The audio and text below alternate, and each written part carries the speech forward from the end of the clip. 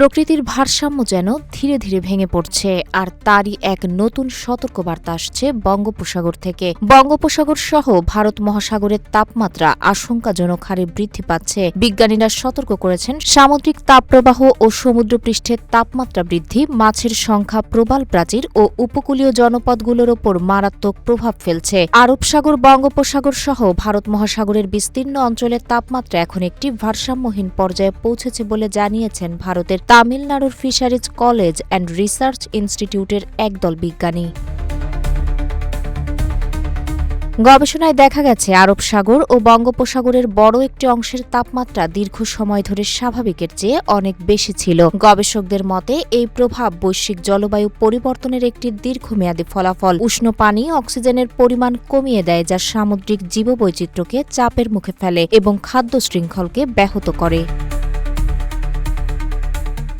এর স্পষ্ট প্রভাব দেখা যাচ্ছে প্রবাল প্রাচীরের ওপর। তাপমাত্রা বাড়লে প্রবালরা তাদের ভেতরে থাকা শৈবাল বের করে দেয়। এই প্রক্রিয়া প্রবালের সাদা হয়ে যাওয়া নামে পরিচিত। এই অবস্থা দীর্ঘস্থায়ী হলে প্রবাল মারা যায় এবং এই প্রবাল প্রাচীর উপকূলীয় অঞ্চলের প্রাকৃতিক সুরক্ষা কবচ হিসেবেও কাজ করে।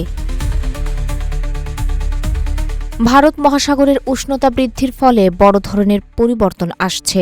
মাছ বাঁচার তাগিদে তুলনামূলক শীতল ও গভীর পানির দিকে সরে যাচ্ছে, ফলে উপকূলীয় জেলেরা চরম বিপাকে পড়ছেন। মাছের ঘনত্ব কমে যাওয়ায় জেলেদের এখন উপকূল থেকে গভীর সমুদ্র যেতে হচ্ছে, যা অত্যন্ত ব্যয়বহুল ও ঝুঁকিপূর্ণ। এই পরিবর্তন উপকূলীয় লাখ লাখ মানুষের জীবিকার উপর নেতিবাচক প্রভাব ফেলছে।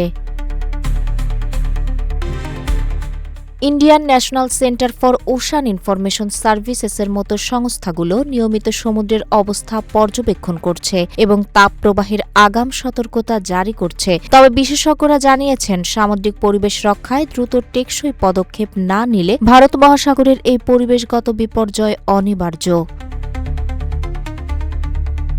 তাহের আক্তার, রূপালী বাংলাদেশ।